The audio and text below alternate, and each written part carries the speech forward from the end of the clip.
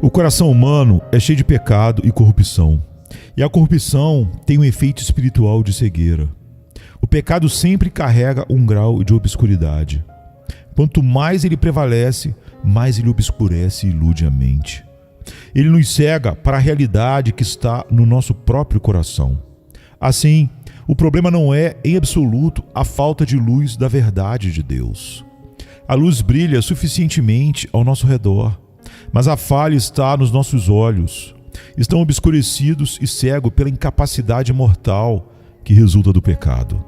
O pecado engana facilmente porque controla a vontade humana, e isso altera o julgamento.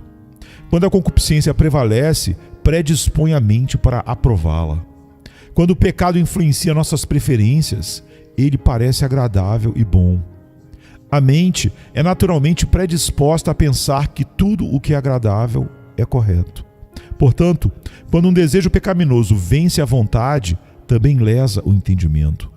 Quanto mais a pessoa anda no pecado, provavelmente mais a sua mente será obscurecida e cega. Assim é que o pecado assume o controle das pessoas. Portanto, quando elas não estão conscientes de seu pecado, fica extremamente difícil fazê-las enxergar o erro. Afinal de contas, o mesmo desejo maligno que os levou ao pecado os cegará. Quanto mais uma pessoa raivosa consente com a malícia ou com a inveja, mais esses pecados cegarão seu entendimento para que ela os aprove. Quanto mais um homem odeia o seu vizinho, mais ele tende a pensar que tem uma boa causa para odiar, e que aquele vizinho é digno de ódio, que merece ser odiado e que não é seu dever amá-lo. Quanto mais prevalecem os desejos de um homem impuro, mais doce e agradável o pecado lhe parecerá, e mais ele tenderá a pensar que não há mal nisso. Semelhantemente, quanto mais uma pessoa deseja coisas materiais, provavelmente mais pensa que é desculpável por agir assim. Dirá a si mesma que precisa de certas coisas e que não pode viver sem elas. Se são necessárias, raciocina ela, não é pecado desejá-las. E as concupiscências do coração podem assim ser justificadas. Quanto mais prevalecem, mais cegam a mente e influenciam o julgamento que as aprova. Por isso, a Bíblia denomina os apetites mundanos de as concupiscências do engano. Efésios 4, 22. Até pessoas piedosas podem, por um tempo, permanecer cegas e iludidas pela concupiscência e assim viverem de uma maneira que desagrada a Deus. A concupiscência também incita a mente carnal a inventar desculpas para as práticas do pecado. A natureza humana é muito sutil quando se trata de racionalizar o pecado. Alguns são tão devotados às suas maldades que, quando a consciência os importuna, torturam a mente a fim de encontrar argumentos que façam com que ela se cale e que os convençam de que procederam licitamente quando pecaram. O amor a si mesmo também predispõe as pessoas a desculparem o seu pecado. Elas não gostam de se condenar, são naturalmente preconceituosas em seu próprio favor. Procuram bons nomes para denominar suas tendências pecaminosas. Elas as transformam em virtudes, ou no mínimo, em tendências inocentes. Rotulam a avareza de prudência, ou então chamam a ganância de negócio inteligente. Quando se alegram com as calamidades do próximo, fingem que é porque esperam que isso trará algum bem à pessoa. Se bebem muito, é porque sua constituição física o exige. Se caluniam ou falam do vizinho, afirmam ser zelosos quanto ao pecado. Se entram numa discussão, dizem ter uma consciência obstinada e consideram sua discórdia mesquinha uma questão de princípios. E assim, encontram bons nomes para todas as formas de mal. As pessoas têm a tendência de adaptar os seus princípios à sua prática, e não o contrário. Além de permitir que seu comportamento se conforme com a consciência, despenderão uma energia tremenda tentando fazer com que a sua consciência se adapte ao seu comportamento. Como o pecado é tão enganoso e como temos muito pecado no coração, é difícil julgar nossos próprios caminhos com justiça. Por causa disso, deveríamos fazer um autoexame diligente e nos preocupar em descobrir se há em nós algum caminho mau. Tende cuidado, irmãos, jamais aconteça haver em qualquer de vós perverso coração de incredulidade que vos afaste do Deus vivo. Pelo contrário, exortai-vos mutuamente cada dia, durante o tempo que se chama hoje, a fim de que nenhum de vós seja endurecido pelo engano do pecado. Hebreus 3, 12 e 13. As pessoas veem mais facilmente os erros dos outros do que os seus.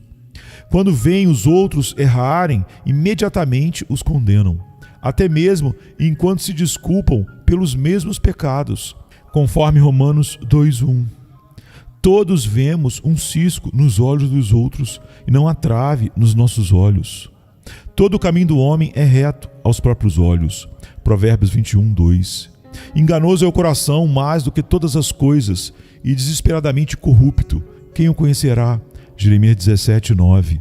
Não podemos confiar em nosso coração nesta questão. Em vez disso, devemos nos vigiar, interrogar nosso coração cuidadosamente e pedir a Deus que nos sonde completamente. O que confia no seu próprio coração é insensato. Provérbios 28:26. O demônio trabalha corpo a corpo com as nossas paixões enganosas. Ele labuta para tornar-nos cegos às nossas faltas. Continuamente se esforça para nos levar ao pecado e então trabalha com a nossa mente carnal, nos bajulando com a ideia de que somos melhores do que realmente somos. Assim, ele cega a consciência. É o príncipe das trevas. Cegar e enganar tem sido o seu trabalho desde os nossos primeiros pais. Algumas pessoas se esquecem dos pecados que lhes são habituais. Frequentemente, os pecados habituais entorpecem a mente e dessa maneira, tais pecados que uma vez afligiram a consciência começam a parecer inofensivos. Alguns se tornam insensíveis ao próprio pecado porque deixam a opinião popular ditar o seu padrão. Observam o comportamento dos outros a fim de discernir o que está certo ou errado. Porém, a sociedade é tão tolerante com o pecado que muitos deles perderam seu estigma. As coisas que não agradam a Deus e são consideradas abomináveis à sua vista parecem inocentes quando visualizadas através dos olhos da opinião popular. Talvez as vejamos sendo praticadas por pessoas que estimamos, ou nossos superiores, ou por aqueles que são considerados sábios. Isso tende a favorecer essas coisas e a diminuir o sentido de sua pecaminosidade. É especialmente perigoso quando homens piedosos, líderes cristãos respeitados, são vistos comprometidos com práticas pecaminosas. Isso, especificamente, tende a calejar o coração do observador e a cegar a mente a respeito de qualquer hábito maligno.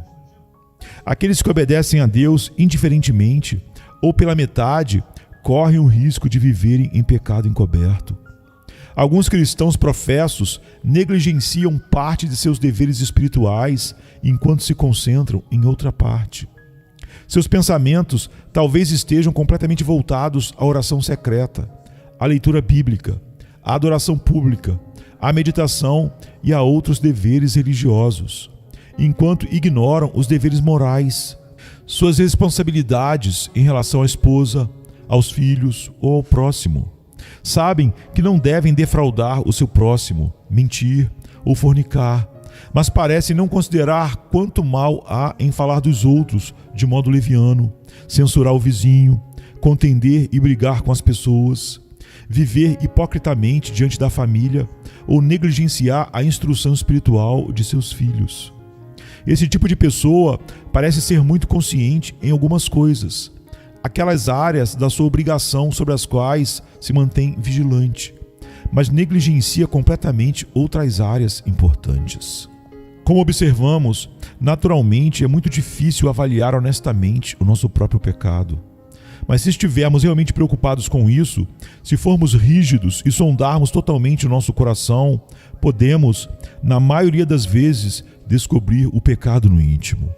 As pessoas que querem agradar e obedecer a Deus, com toda a luz que desfrutamos, certamente não precisam continuar nos caminhos pecaminosos por causa da ignorância. É verdade que o nosso coração é muito enganoso, mas Deus, em sua santa palavra, nos deu luz suficiente para o estado de trevas em que nos encontramos. Por meio do cuidado e da averiguação, podemos conhecer nossas responsabilidades espirituais e saber se estamos vivendo em algum caminho mau. Todo aquele que tem algum amor a Deus ficará grato pela ajuda bíblica nesta questão. Tais pessoas estão preocupadas em andar em todas as coisas que Deus queria que andassem, como agradá-lo e honrá-lo. Se a vida delas, de alguma maneira, ofende a Deus, terão prazer em saber disso e de maneira nenhuma optam por ocultar de si mesmas o próprio pecado. Também aquele que pergunta com sinceridade: o que eu devo fazer para ser salvo? Irá querer identificar o pecado em sua vida, já que é o pecado o que o separa de Cristo. Há duas maneiras pelas quais chegamos ao conhecimento do nosso pecado. Primeiro, se você deseja saber se vive em pecado desconhecido, deve familiarizar-se totalmente com o que Deus quer de você. Na Bíblia, Deus nos deu normas perfeitas e verdadeiras pelas quais devemos andar. Ele expressou seus preceitos clara e fartamente. Assim, somos capazes de saber, a despeito das nossas trevas e desvantagens espirituais, exatamente o que Ele requer de nós. Que revelação da mente divina completa e abundante temos nas Escrituras. Quão clara é em nos instruir sobre como nos comportar. Quão frequentemente seus preceitos são repetidos e quão explicitamente são revelados de várias maneiras a fim de que pudéssemos entendê-los completamente. Mas que proveito há em tudo isso se negligenciamos a revelação de Deus e não nos esforçamos em nos inteirar dela? Que proveito há em se ter princípios piedosos se ainda não os conhecemos?